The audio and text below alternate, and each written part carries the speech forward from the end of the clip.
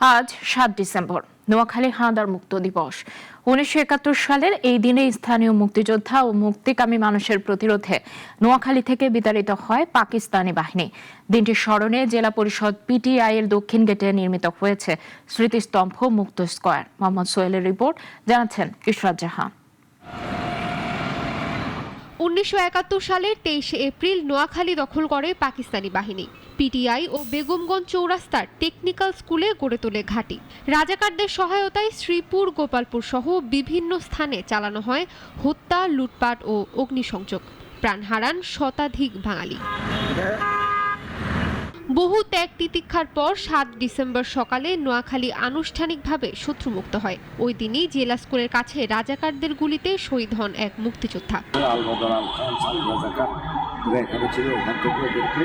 আমাদের মুক্তিযোদ্ধারা তাদেরকে আক্রমণ করে এখান থেকে তাদেরকে বিতাড়িত করছে।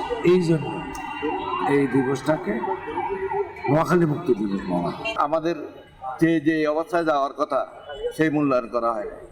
আমরা দেশ স্বাধীন করে দিয়েছি, এই স্বাধীন দেশে আমরা যেন সবাই মিলেমিশে দেশটা পরিচালনা করতে পারি, সেটাই আমরা চাই।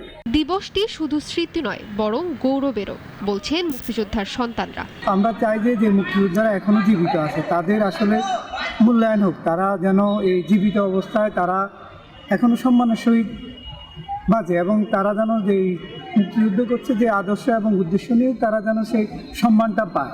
৭১-এর ওই সময় দফায় দফায় সংঘর্ষে বহু রাজাকার নিহত হয়, প্রায় ৩০ জন আত্মসমর্পণ করে।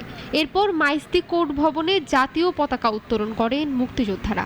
রাজাকার camp, Nahar building, Maijdee court, rail station, রাজাকার ক্যাম্প, দত্তরের রাজাকার ক্যাম্প, এগুলোতে সারেন্ডার করাইয়া আমরা স্কুলের পিছন দিয়ে ঢুকি, এদিকে আসছি।